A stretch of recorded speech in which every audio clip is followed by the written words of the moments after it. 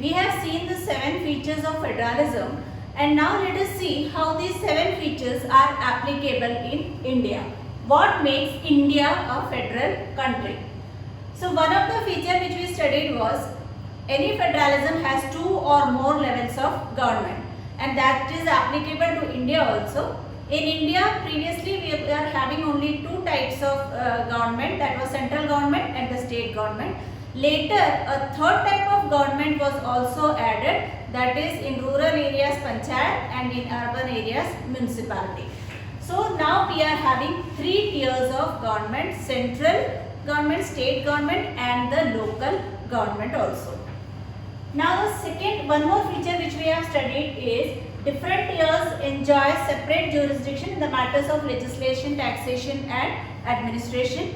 In India also there are different matters on which legislations are made. Union government makes laws on separate topics, state government make laws on separate topics. So power of legislature is also divided between central government and the state government. Then one more thing we have studied in holding together federation, that all states do not have identical powers. So here in India we can explain this through the example of Jammu and Kashmir, where Jammu and Kashmir is given special status till now, where they had their own constitution. People were not allowed to buy land there, but anyway the rule has changed now recently. But till now Jammu and Kashmir was having special power. Then union territories having less power, they were not given equal importance as was given to the states. So this was the feature of holding together federation. One more feature of federalism was the rules cannot be changed unilaterally. So this is applicable to India also. If any provision of the constitution has to be changed, it cannot be changed by the parliament alone.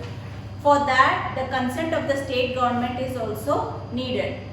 Even if it has to be changed in the parliament, it has to separately go through 2/3 majority in Lok Sabha and Rajya Sabha, and then it has to go to state government. In state government, out of the total states, minimum 50% of the states should approve for that change, that is constitutional change.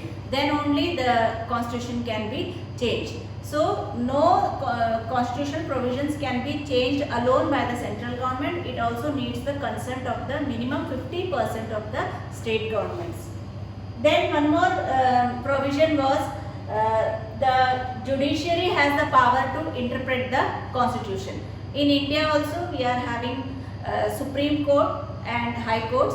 So Supreme Court and High Court can also interpret the judiciary. Then we also studied that the sources of revenue is also specified in the constitution, and in Indian case also the revenue source of revenue is specified by the central government and the state government. Central government can levy its own taxes and state government can levy its own taxes, so that they can carry out their administration in the way they want. So this is how India is made a federal country. Now, though constitutional provisions are always necessary for smooth functioning of democracy or smooth functioning of federalism, but the success of federalism also depends upon the nature of the democratic politics. Now let us see how India's democratic politics helps in the success of federalism. So for that we can see that one of the major feature of the democratic politics which has made federalism success in India is about the linguistic state. In India, different states are divided on the basis of language. After 1947, when there was reorganization of the boundaries of different states, at that time the states were divided on the basis of language. So same language people used to live in one state. So and some states were based on not languages but based on their culture and geography, like Nagaland, Uttarakhand, Jharkhand are some of the states which are formed according to their culture and geography. So according to the wish of the people, the states were divided. Then when this need for separate state was put up by people after 1947, some leaders feared that India has just now gone through a riot between Hindus and Muslims in 1946. So they feared that if further India is divided on the basis of language, further disintegration of India will take place. So some of the leaders were reluctant to divide India on the basis of language, but after some time those leaders had to listen to the demands of the people, and ultimately states were divided. But now today we find that today's experience show that this division of the country based on language was actually good, because it has made India more united and it has helped in the easier administration of the country. So India's success of federalism lies in one of the factor, that is linguistic state. So unlike Sri Lanka, we have not imposed anything on Indian states. It was according to the will of the people. We have seen how creation of linguistic states strengthened federalism. Now, one more thing which strengthened federalism was the language policy. The second major test of the federalism is always a language policy. In India, we have no national language. We have not given the status of national language to any one language. We have considered Hindi only as official language. But in India, only 40% of people speak Hindi. So we have considered other languages also as scheduled languages.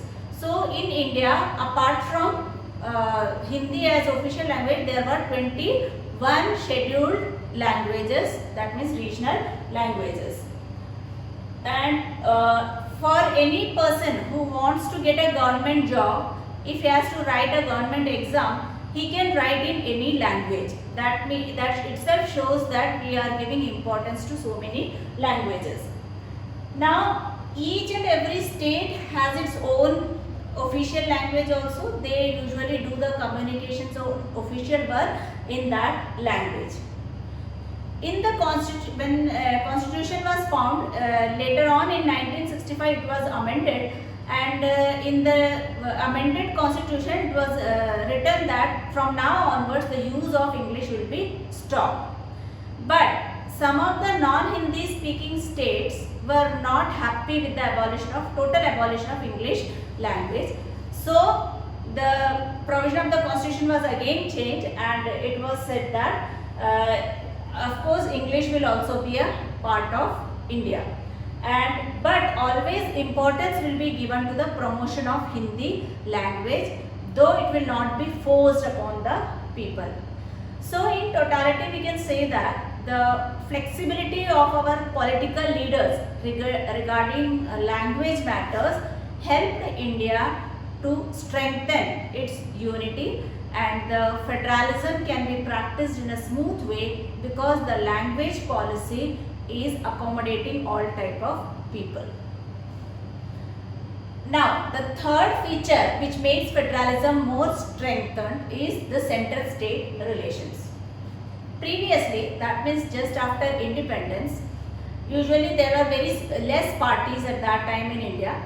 So mostly the party which ruled the center, the same party was ruling in the state also. In most of the cases it happened that the center and the state had the same party which was ruling.